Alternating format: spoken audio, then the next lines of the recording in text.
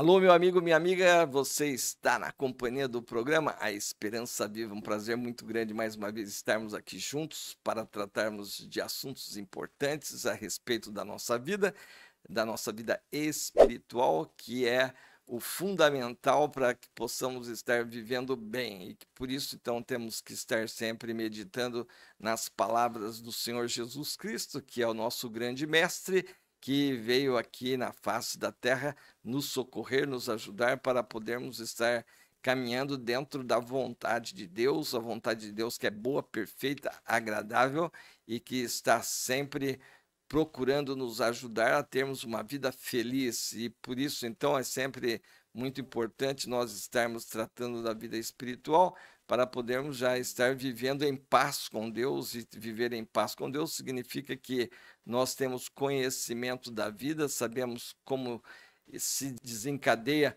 a nossa vida, tanto agora quanto depois. O mais importante é não ficarmos com a nossa vida simplesmente fincada aqui na Terra, porque aqui na Terra tudo é passageiro, tudo é efêmero, tem começo, tem meio, tem fim. Nós um dia vamos embora e temos que saber fazer esse trajeto vitoriosamente. Temos que entrar na eternidade com vitória certa, e é exatamente esse ponto que o Senhor Jesus Cristo veio aqui nos ensinar para que nós possamos estar então enfrentando tudo e sermos vencedores. É um prazer para Deus ver as suas criaturas, seus filhos, estar vencendo essa situação, vencendo esse mundo, para poder estar com Ele para sempre. E assim nós vamos agora meditar na palavra do nosso Deus. Quero compartilhar com você aqui um diálogo que Jesus teve aqui com os seus discípulos. Ele está aqui no finzinho do seu ministério, da sua missão, e os discípulos de Jesus, eles estão achando que ele vai ser rei de Israel. Todo esse período de 3 anos que eles caminharam com Jesus, eles estão sempre achando que Jesus vai estar destronando o Império Romano e que vai estabelecer um reino idêntico ao do rei Davi, que foi um reino vitorioso, um reino onde o Estado de Israel teve muito êxito nas suas lutas, e Jesus vai estar preparando eles aqui para a sua crucificação. Então é nesse diálogo aqui, Jesus está conversando com eles para abrir o entendimento dele que, primeiramente, Jesus veio para ser servo sofredor. Então, diz aqui o texto, João capítulo 16, versículos 16 a 22, ele diz assim: um pouco e não mais me vereis, outra vez um pouco e ver-me-eis. Então alguns dos seus discípulos disseram uns aos outros: que vem a ser isto que nos diz? Um pouco e não mais me vereis, e outra vez um pouco e ver-me-eis, e vou para o Pai. Diziam, pois, que vem a ser esse um pouco? Não compreendemos o que quer dizer. Percebendo Jesus que desejavam interrogá-lo, perguntou-lhes: indagais entre vós a respeito disto que vos disse? Um pouco e não me vereis, e outra vez um pouco e ver-me-eis?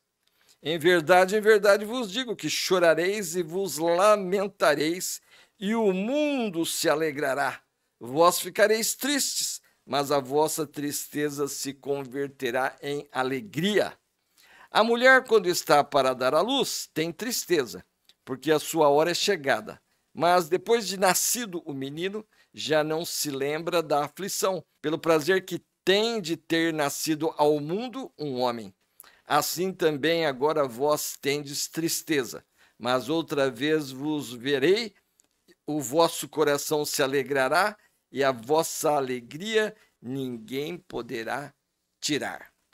Então, esse diálogo aqui, meu amigo, minha amiga, Jesus está preparando eles para a sua saída, para a sua morte ali na cruz.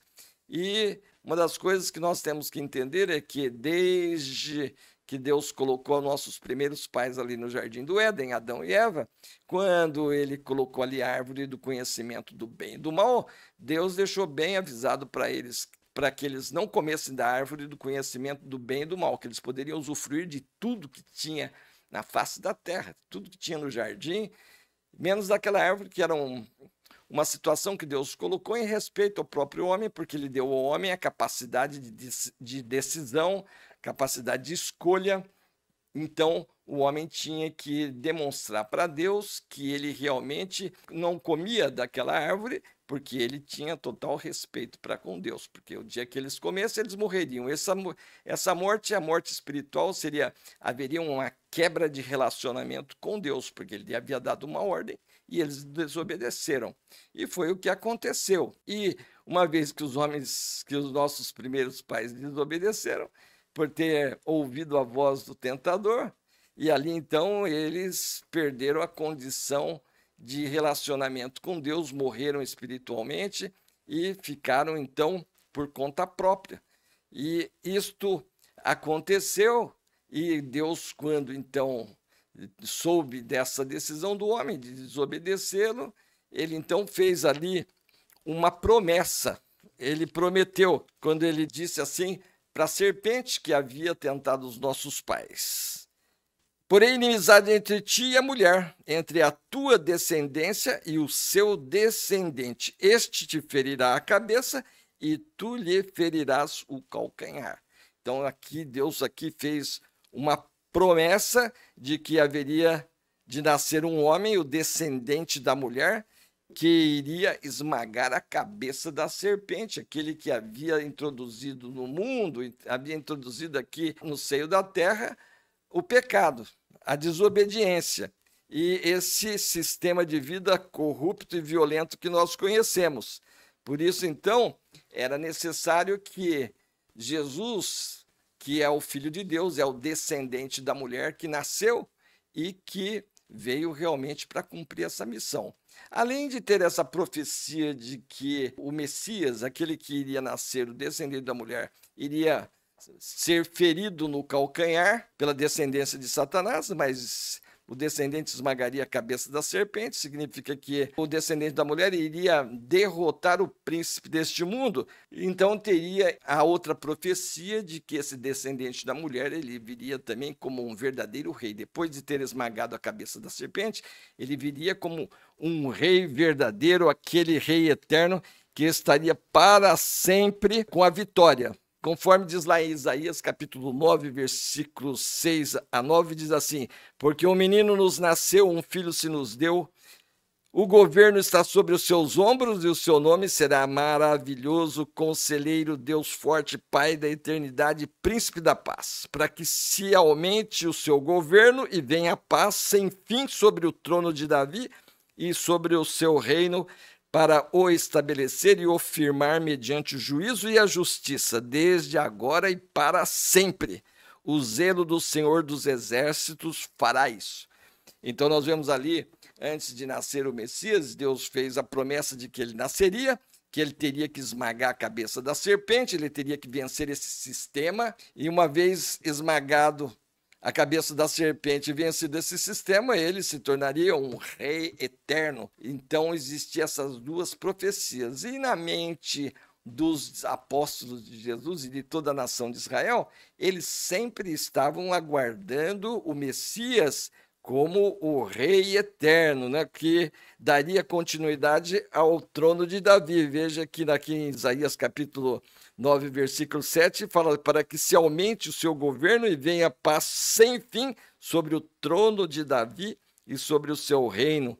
Então veja que na mente dos israelitas, o Messias sempre ele já viria como um rei que seria vencedor, um rei que realmente iria assumir o comando político do país, e esse reino seria estabelecido para sempre. E é exatamente esse ponto aqui, então, que Jesus está trabalhando com os seus discípulos, porque ele veio, mas primeiro ele teria que vir como servo sofredor, ele teria que enfrentar o diabo e ser vencedor sobre esse sistema. E aqui, então, primeiro ele teria que vir como sofredor, servo sofredor. Primeiro, vencer o príncipe deste mundo, e uma vez vencido o príncipe deste mundo, ele se tornaria o rei eterno. E como na mente dos apóstolos e na mente dos seus discípulos, eles achavam que Jesus já seria o rei vencedor, mas ele veio primeiramente para poder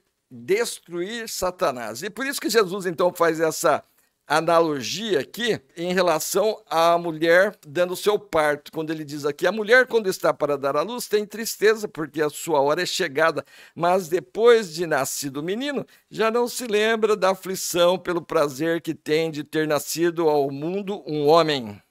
Assim, também agora vós tendes tristeza, mas outra vez vos verei, o vosso coração se alegrará e a vossa alegria ninguém poderá tirar. Então, Jesus, nessa analogia aqui do parto, da mulher que sente dores antes de nascer o menino, mas depois que o menino nasce, ela esquece dessas dores que ela teve e tem muita alegria de ter, então, gerado a vida para um homem, para uma pessoa, né? Homem aqui no sentido genérico, tanto faz homem e mulher.